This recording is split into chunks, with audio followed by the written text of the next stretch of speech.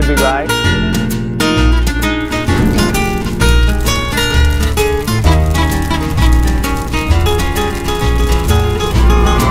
Tim and I are continuing our adventure to health and energy, and we want you to come with us. Today we're going to make a fast, fun family dinner. Most of us are really short on time these days, but that doesn't mean we need to be short on health. Hey Tim. Hey. Are you short on time ever? Yeah, that happens. A lot, I'm sure. Yes. Especially with the baby girl and one on the way. Yes. But doesn't mean we need to be short on health. So today we've got 3 great recipes. We've got a retro Italian salad, then we're making stir fry on the fly, and we're making a creamy Italian pie. You're not gonna wanna miss any of it. So sit right there, but come with us as we get cooking this fast, fun family dinner.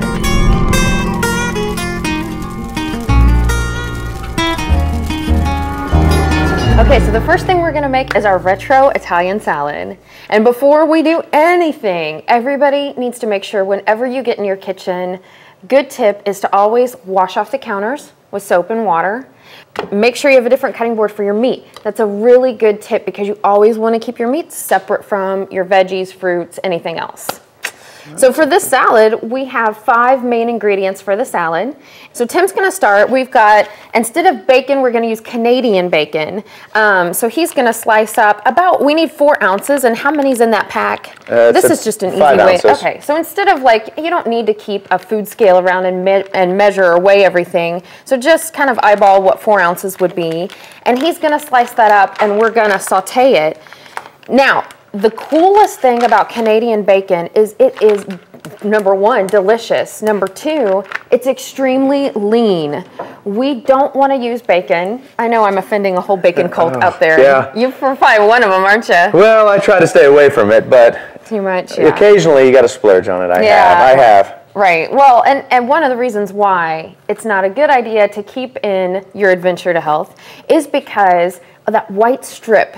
It's most of the bacon is that white strip, and that's all saturated fat. So as that cooks up in the pan, all that oil is produced, and then when you take it into your body, it cools down to 98.6 degrees and hardens up right next to an artery. Kind of like you ever forget to clean the pan for a little while and you scrape that out. All that white, all next to your arteries. That's resting in there in your arteries. Right. Well, our adventure to health does not include clogged arteries, so we are going to use Canadian bacon instead, and we can go ahead and get that in the saute pan.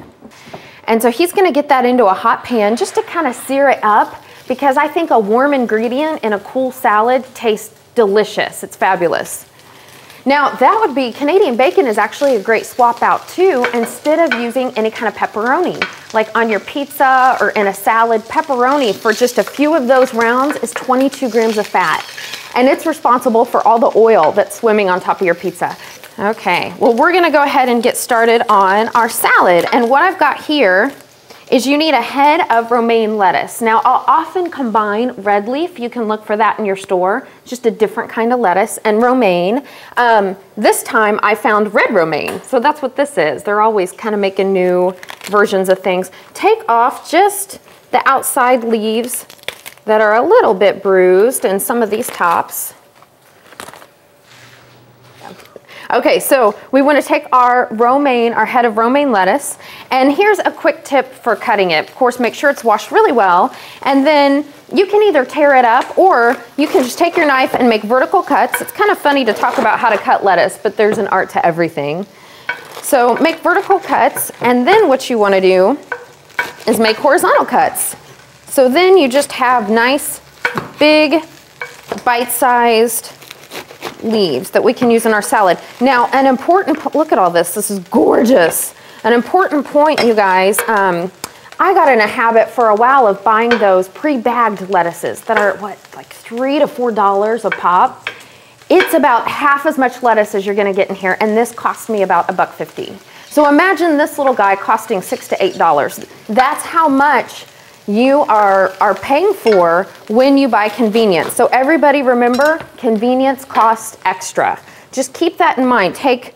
Buy the regular head of lettuce, take 2 seconds out to wash it, to cut it yourself, and you're saving so much money.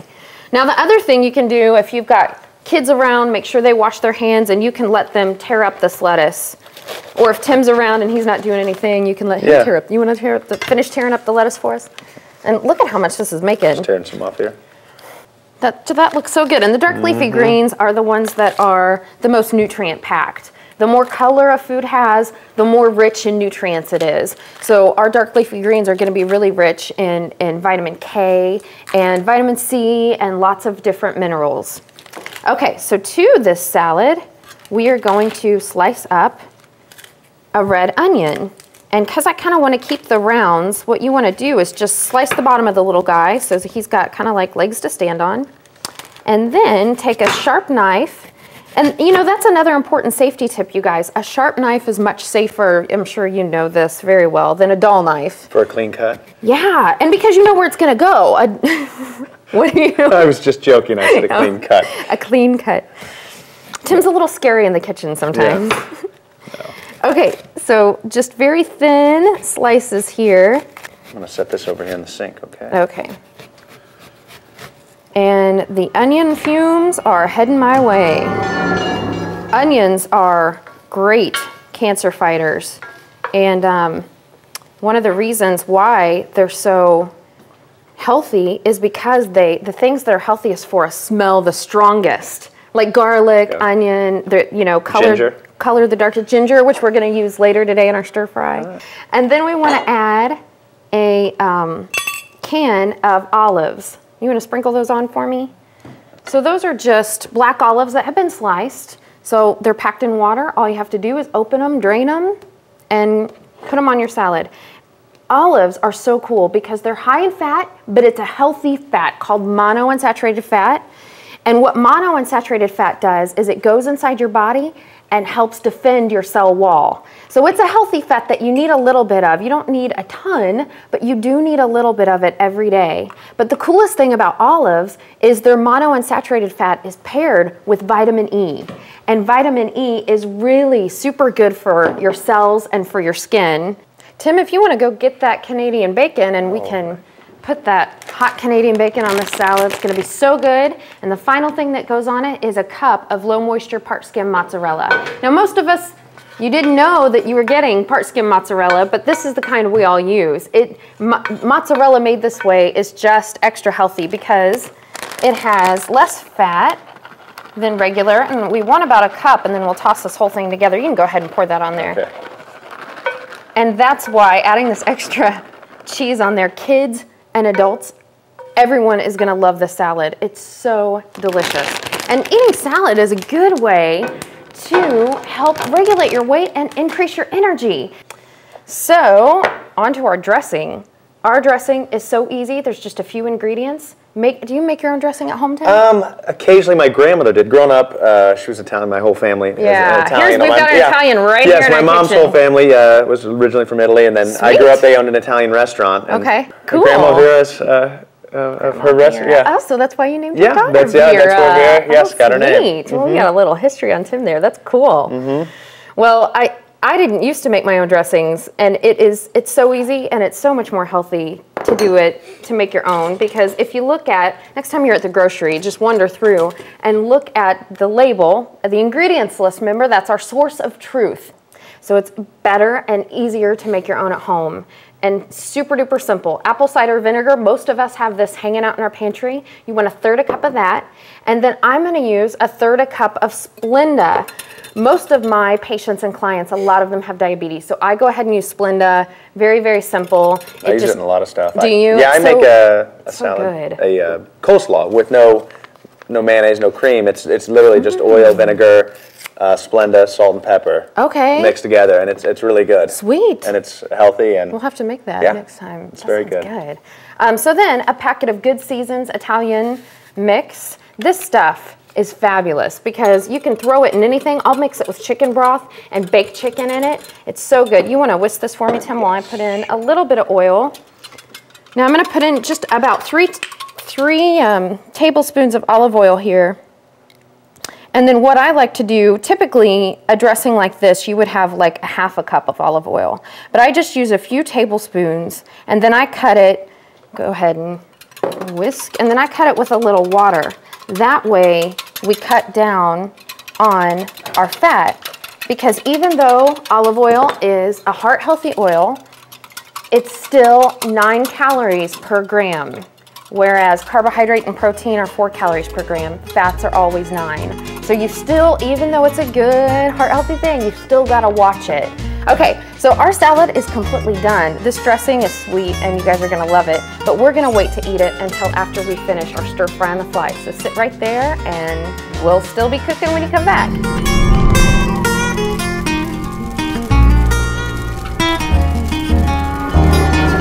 So we're continuing on our fast, fun family dinner with a recipe I like to call stir fry on the fly. So what we want to do for our stir fry on the fly is we want to start off, we've got some water boiling over there, and Tim is going to add about 4 to 6 ounces of whole wheat pasta. Pasta's so inexpensive, and you can use it to bulk up a meal that's filled with meat and veggies like this to feed more people.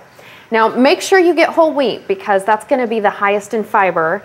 And it, as we all know, we don't get in enough fiber. Most Americans get in 5 to 9 grams. We need 30. That's how many grams we're missing. Now, Tim, you use that kind of pasta at home, right? Yeah, I use whole wheat, or we use, I also been using the quinoa, which is... Quinoa, yeah. Yeah, it's a grain. It's not necessarily pasta. So now we've got about a pound of boneless, skinless chicken breast or chicken tenderloins, and we've got those, gone ahead and chopped them up. And Tim's going to add that to our super hot pan ready to sear. Something about chicken though, when you get it from the store, you can go to your meat cutter or your butcher and ask him to go ahead and chop it up in stir fry pieces for you. That way you don't have to handle it that much when you get home. Keep it clean. You know, something my mom always said, you know, she'd always say clean your chicken before you eat it. So you rinse it off under the sink and just kind of clean off any grime. Well, when my brother first started cooking, he was probably maybe 18, right before he went to college. He was eating healthy and he was going to make some chicken, and she said, well, make sure you clean it first. Well, Tom took that literally, and he assumed that when she said clean it, he thought it was strange, but went ahead and took out soap, hand soap, and cleaned the chicken. Are you serious? Yes, and then cooked it and told her it tasted funky, Mom. And I'm sure most of the soap cooked off, but we have a good laugh about him cleaning the chicken with soap. So you don't need to go to that extreme, obviously. Just I like to give it a good quick rinse, at least kind of clean any grime off before we even cook with it, deal with it. So, right, throw it in the dishwasher. Yeah, no, nothing like that. But yes, he actually cleaned it with soap. So. Oh, that's hilarious. Yes. That's hilarious. Well, we can go ahead and get that on. All right. Is he older brother or younger brother? This is my younger brother. Okay, yes, sweet. my younger brother. So you get to tease him a lot about that. Oh, definitely. Well, something that you want to remember, we talked about salmonella, and that is a foodborne illness that can literally kill. So you have, especially when it comes to chicken or any meat, make sure and use, you saw Tim had a separate cutting board. See, this is, oh, wow, it's hot. Yeah, it's hot, so it's ready to go. We got that hot. So use a separate cutting board. We've got a nice plastic cutting board over there that actually has a picture of a steak on it. So any family member knows that that's going to be the meat cutting board, so you never have confusion. Salmonella, you've got to be careful because you don't want chicken juices splashing everywhere because salmonella can live for weeks on your countertop. So for our stir fry on the fly, we've got our chicken searing over there, so we're going to let that sear, and I'm going to chop up, I chose 4 low-cost veggies for stir fry. Now something that you can do if you can't get a hold of fresh veggies is you could easily use a bag of frozen veggies if you need to fly even faster. But I like to keep it as fresh as possible. So what I'm using is first we're gonna start off with the zucchini. So cut them into workable parts. Like I just cut it in half, and then you can cut it, I call these half moons when you cut them like this, or if you've got a super large zucchini, you can go ahead and cut it into quarters, okay? And so now we will just slice down into big chunks. And if you noticed on my zucchini, I left the peel on. No reason to peel a zucchini. In fact, most of my veggies I don't peel because what does it increase? Just increases your fiber intake. Not to mention most of the good nutrients and antioxidants are going to be in the skin, so you want to leave that on. So we'll put those over to the side for Tim to throw in after the chicken gets, see, we want the chicken mostly done, and then we'll throw the veggies in. The next thing I'm going to chop up is a small bunch of green onions. So we want about a ½ cup, and green onions aren't as potent as if we would cut up like a yellow onion or a red onion to add in here. And I like to cut these on the diagonal because food tastes different if it's cut different, right? Exactly. All right, so what we're gonna do here is cut these or peel these into carrot ribbons. Just take your peeler, and what we wanna do is make carrot ribbons right here. And carrots are one vegetable that you do need to take the outside peel off. So the part that's been up against the dirt, you want to go ahead and take off. But then the rest of the carrot, just go ahead and make beautiful carrot ribbons. You know, we talked about this chicken. It's now no longer sticking to the pan, so it's ready to start to get turned here. Tim, are you burning our chicken over there? It got a little hot, so just clearing out some of the smoke here. A little bit, opened a window. Do we need to call your fire friends and come down here? No, we don't need to let them know. I've burned enough things for them too in the past. Are you serious? It's good when you've got a fireman's kitchen. It happens occasionally. Okay. All these stoves are different, so you know that's going to be my excuse. Takes a little time. I trust him. Remember, he's Italian. He knows how to cook. Yeah. Okay. Well, I'm going to have you add these beautiful veggies over there to that super hot skillet. Yes. And then, so we've got our zucchini, our green onions, and our carrot ribbons. And so you can throw all that into the skillet. And then along with that, we're gonna add a cup of frozen peas. So like I said, you could use an entire bag of frozen veggies if you need to go really fast. I love frozen peas. I keep buckets of them in the freezer because there's so many things you can do with them and they're so good. And they're gonna add a sweet crunch to our stir fry on the fly. So we want about a cup, I'll trade you. They're great for a black eye too. They're great for a black eye, look at that. You know, really, honestly, if you actually, for real, if you twist an ankle or something, if you ever go to a trainer, they use those bags, bag ice will conform. Okay. Peas, frozen peas conform great to like an ankle injury or a knee injury, so it conforms right around the knee. So you can ice with that bag of double peas use too. For your frozen peas. Use them on your kids' injuries as well as in your stir fry on the fly. Now, the cool thing about a pan like that, well, and about our chicken has iron in it. Iron's a mineral we need every day. And our pan, we're using a cast iron skillet. When you use cookware like a cast iron skillet, your food naturally picks up some of that iron. Do you not know why that's important? Because we need to know why that's important. So come with me and let's learn about iron real fast while Tim is manning the kitchen over there. We'll leave him there and we'll be right back. Let's go. So let's talk about iron. Iron is a mineral that's found in your body. Yeah, iron, in the way you think of iron, you've got about 4 grams circulating in your body, and you are especially at risk for being deficient in iron, especially if you are a woman or a child. So let's talk about for a minute what a deficiency looks and feels like, and then we'll talk about the foods that have iron in them and ways to get iron in your body. Okay, so first of all, take a look at this little guy right here. He is a red blood cell. You thought he was a Cheerio, but he's not. He's a red blood cell. And if you notice, this little red blood cell is deep, dark red. And that's exactly how you want your red blood cells because that means they've got the right amount of iron on them. And this little guy, on the other hand, see how he's light pink? That means he doesn't have the right amount of iron on him. Now here's the difference. Look at these 2 cans. This vessel with red blood cells, look at what this blood is going to look like. Dark, rich red. We'll stir that up a little bit. And then on this side, this person's blood isn't very dark at all. So over here, what we see is blood cells that have the right amount of iron also have the right amount of oxygen because oxygen will only go where iron takes it. In other words, iron is like the truck where oxygen hops on for a ride. So look at this blood right here. Somebody without the right amount of iron, somebody that's iron deficient, also called anemia, isn't gonna be able to get oxygen to every cell and every tissue and organ in their body. So see the difference? What kind of blood do you want? I know which one I want. The most important thing though is somebody that's deficient in iron, right here, somebody that's anemic, they are gonna feel tired, lethargic, have a hard time concentrating. You might also have brittle nails or get dizzy because, once again, oxygen isn't getting everywhere in your body the way it needs to. Now, the other thing we need to make sure we're doing is getting in foods that have iron in them. Now, look at some of these foods, you guys, that have iron in them. Meat, like we have our chicken or turkey or red beef, is going to be one of the best ways to get in iron because it's heme iron, which is the easiest kind of iron to absorb. There's other vegetable or non-heme iron sources, everything from pumpkin seeds to lentils to raisins, fortified cereal, spinach, blackstrap molasses, beans. There's a whole array of foods that have iron in them. Now, even then, iron is hard for your body to absorb because it's a pretty hard mineral. But here's a secret tip. Iron likes to be absorbed with vitamin C.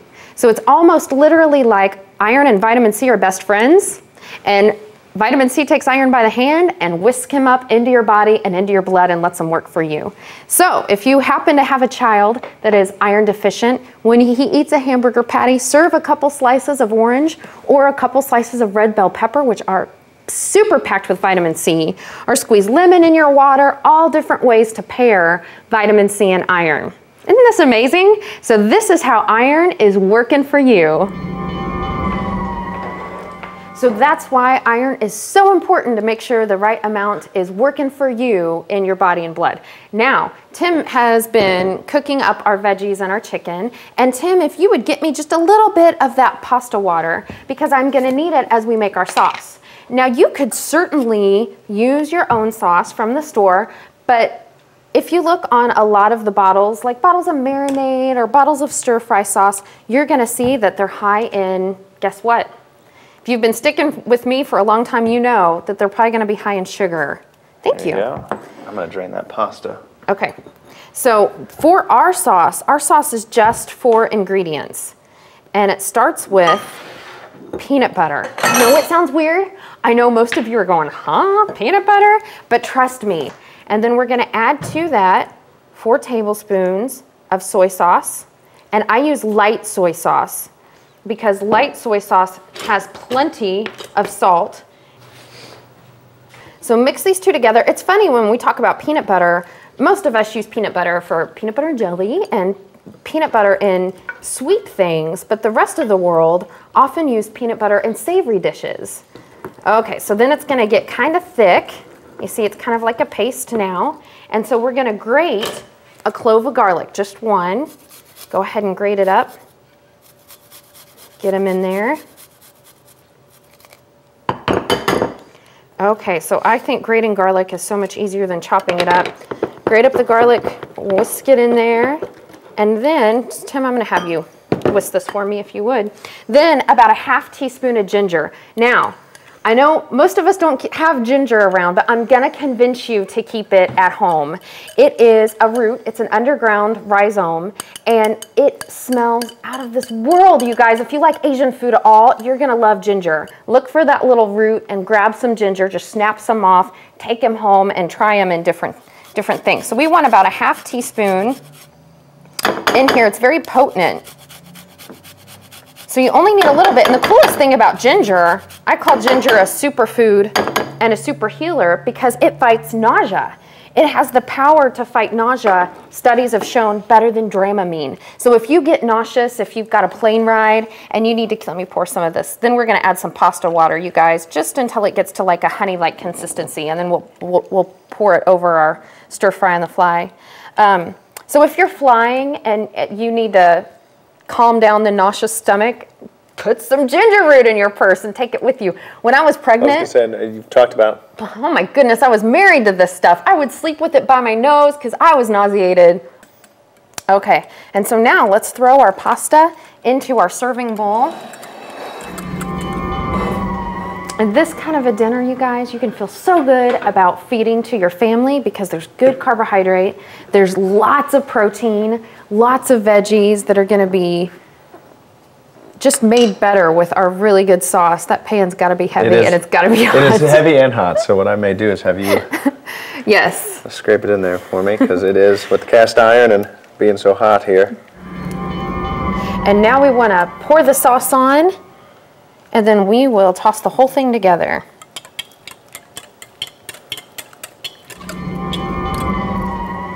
Okay, and now is our favorite part because we get to try it. It smells out of this world, doesn't it? Yeah, it does. There's all kinds of flavor you can smell coming from this. Oh, yeah. Okay. Oh, yeah. Pour a little bit of dressing over it. over here. And if you want, right before you serve, you could pour the dressing over the entire salad and then mix it up. But don't do it until right before you serve because lettuce can tend to wilt. So let's give, oh, it's so delicious. Tim hasn't tried this before, so I'm eager to see what he thinks. You like that? That dressing is awesome. Yeah. It's good, isn't it? Yeah, so is the Canadian bacon. It's so good for you. It's good enough for firemen, firefighters, keep them energized. So we just got one more thing to make, but you can get both of these recipes at survivalsecrets.net. And then stick with us as we finish up with our creamy Italian pie because it's coming your way.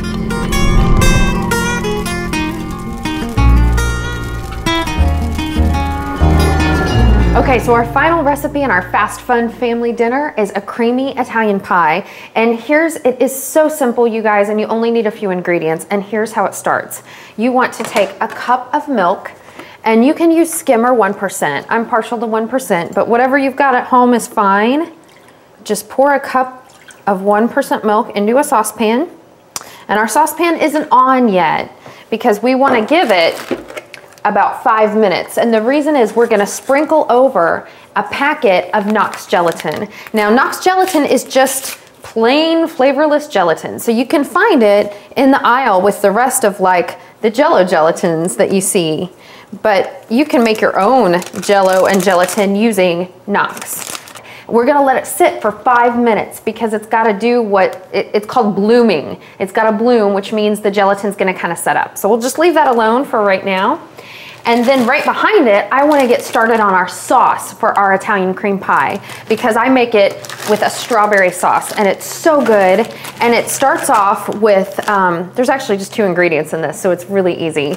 It's a bag of frozen strawberries. Now, frozen fruits and vegetables were one of our budget power foods because sometimes fresh fruits can be expensive, especially if you live in Yankee land and it's in the middle of winter, you're not gonna find too many fresh strawberries around. But next to fresh, frozen is best. Remember that because these have all the good nutrients and all the good fiber still hanging out in them, and there's no added sugar in here. So I want most of the bag of the strawberries, and just to jazz it up a little bit, I'm gonna add half a bag of frozen raspberries too, because I know Tim likes raspberries. So we're gonna use a little bit of frozen raspberries. And I've made this before, you guys, and added orange zest or lemon zest. You can just kind of make whatever flavor you want. And then we wanna add a half cup of Splenda. So we've got that in there, turn that on medium heat. Okay, so we've turned that on medium heat, and then we just want to cover it, and it's gonna do its thing. You don't even need to thaw the berries, anything. They are just gonna melt away, and then we'll show you what we're gonna do with it later. So 2 ingredients in that, frozen berries and Splenda, that's all you need. Okay, it looks like our milk and our gelatin are set up and ready to go. And so then you add a half cup of Splenda, and you want to put this on low just so it gets warm. You don't want it to boil. So just stir the gelatin and the Splenda around. Once your milk is slightly warmed, we want to take it over here to our blender, and we're gonna pour it in.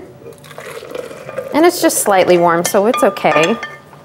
And then what I'm gonna have Tim do here, is take this, you should be familiar with this. I got that. You Italian man, yeah, ricotta cheese. Ricotta cheese is simply a cheese we think of in only what?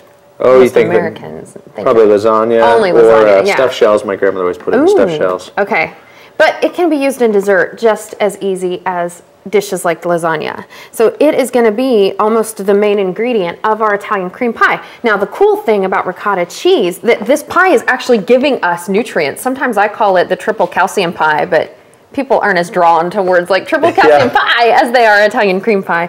Our ricotta cheese, of course, is pumped up with calcium, but it's also got a lot of protein in it. And we use low fat because you're not gonna be able to tell a difference at all. And so we've got our milk in there and our ricotta cheese, and now we just want to blend this on low. Take the top off since it's even, you know, it's just slightly warm, but still take the top off so it doesn't explode on you.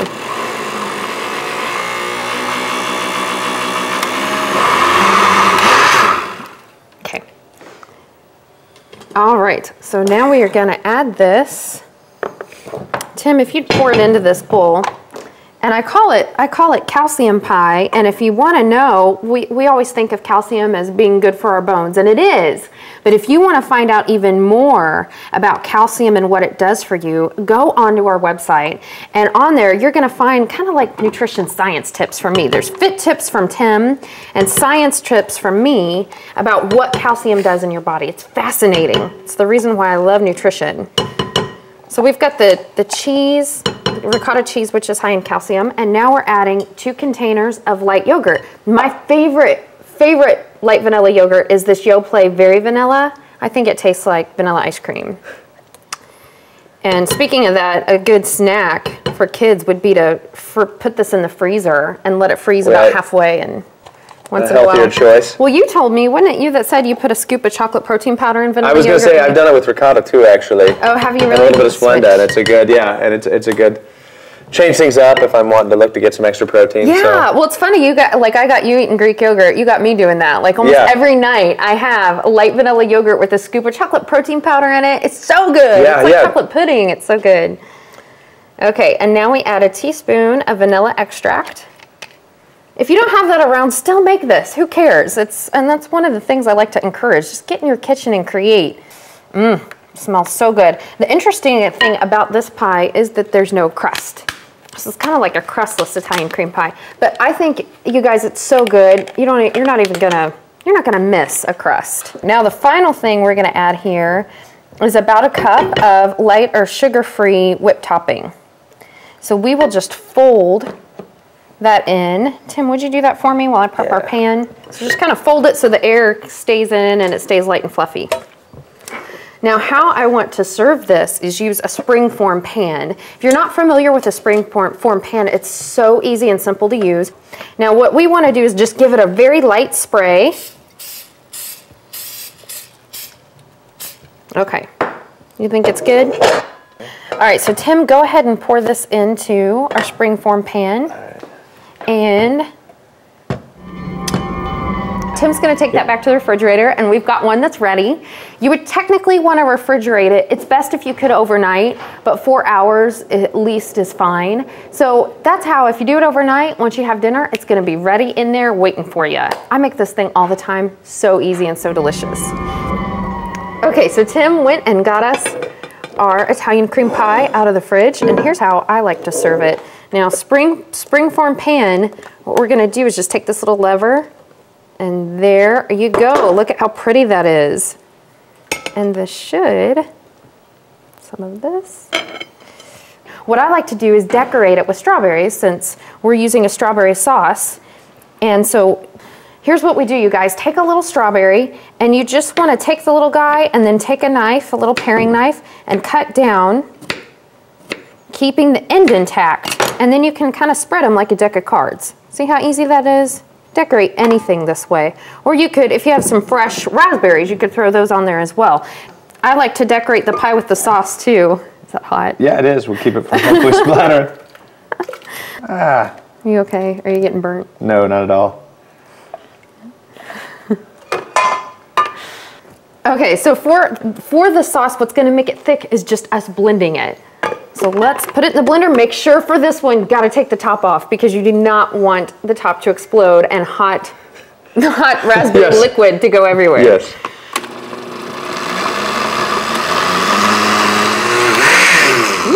Okay, and so what you end up with is just a smooth, creamy fruit sauce. And what I love about blending it is we're not straining it at all. So guess what we've kept? The fiber. We've kept all the fiber of the strawberries and the raspberries and all those little seeds that are gonna go into your body and do really good things. Now, originally I would refrigerate this since there's steam coming off of it, but what I like to do is serve this sauce alongside the pie, or just take and drizzle some all the way around. I think it looks kind of fun when it's kind of rustic. And now the other thing you can do, like we said, if you don't have a springform pan, you can just put it in tall glasses or mugs or however you want to serve it to your company. Top it with a little strawberry, maybe a little sauce. Tim, you want to get us some spoons so we can dig right in? And try, you guys, when you're making this fast, fun family dinner, get your kids involved, or any family member involved. I am really, Tim, it sounds like your family, like growing up, was a family like mine. Yeah. Like we had dinner around the table every night, and life's greatest lessons happen around that family dinner table. So don't skip out on it, because you will find out so much about your kids and your family.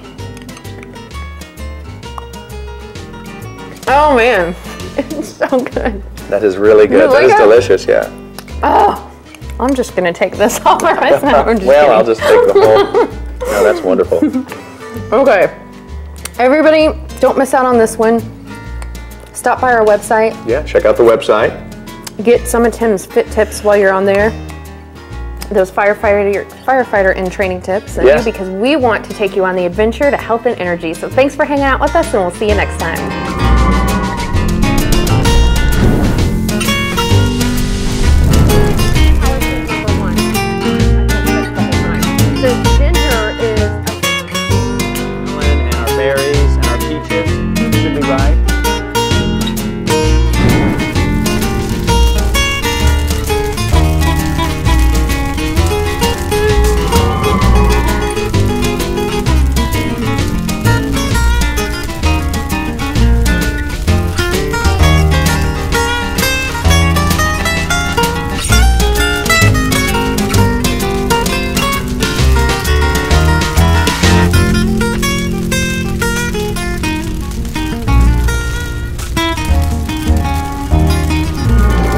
Hey guys, just back here again to kind of go over some fit tips or some stuff that can kind of help you. You can do at home. Last time we talked about body exercises, just body weight, push-ups, pull-ups, sit-ups.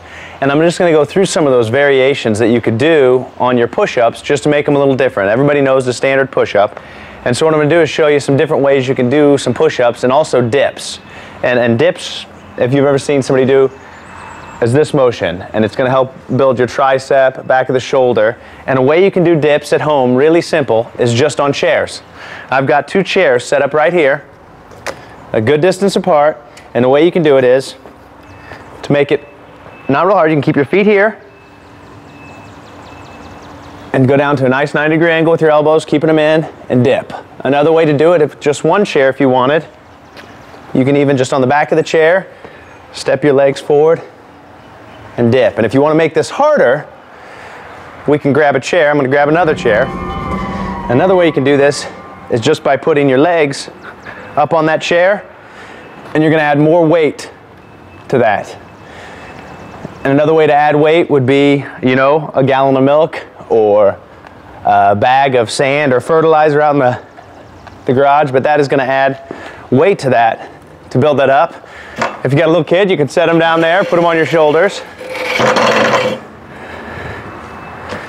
And then for our push-ups, some other push-up variations, we're going to be using a chair too. And to kind of work this upper area of your chest, I'm going to put my feet up on that chair. And that way, it's going to hit the push-up differently. Another way to do it would be on the back of this chair. And then you're going to hit kind of your lower chest a little bit. So just some ways at home that you can do a workout, and it's going to cost you nothing, and you can get a great workout doing that.